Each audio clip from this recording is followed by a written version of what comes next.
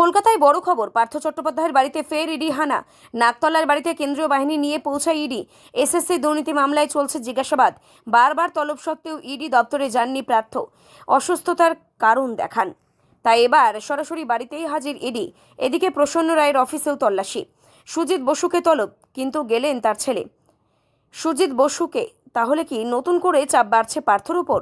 বাংলার রাজনীতিতে ফের তোলপাড়। গ্রেপ্তার করা হয়েছিল, পরবর্তী ক্ষেত্রে জামিন পান, কিন্তু পরবর্তী ক্ষেত্রে একাধিক জায়গায় তখন তল্লাশি করা হয়েছিল।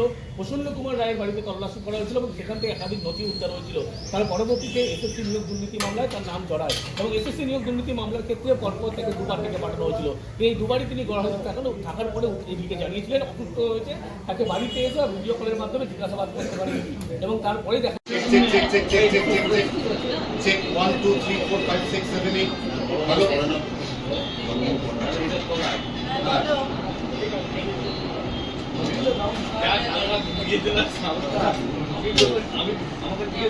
check 1 2 3 4 5 6 7 8 9 10 hello check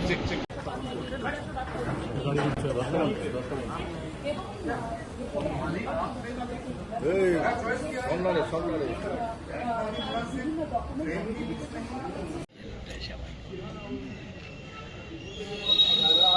बोल रहा हूँ थोड़ा पीछे होकर आप लोग देखिए, आप लोग धीरे-धीरे देखिए नहीं हम उसी जगह में खड़ा है, हमने गया नहीं।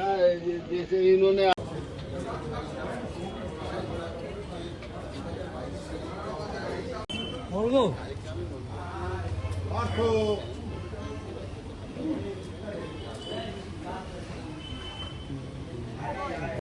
জেরা যখন ইডি আধিকারিকরা করেন বা সিবিআই আধিকারিকরা করেন তখন দিন অবশ্যই জেরা চলে।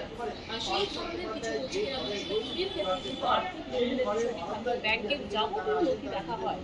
আর ডাইরেক্ট আমরা হুমায়ুনের বাড়িতে গিয়ে ওখানে 300 টাকা কালেক্ট করে 300 কোটি আছে। হ্যাঁ দাঁড়ানো কাজ করতে পারে বস্তা নিতে হবে 2000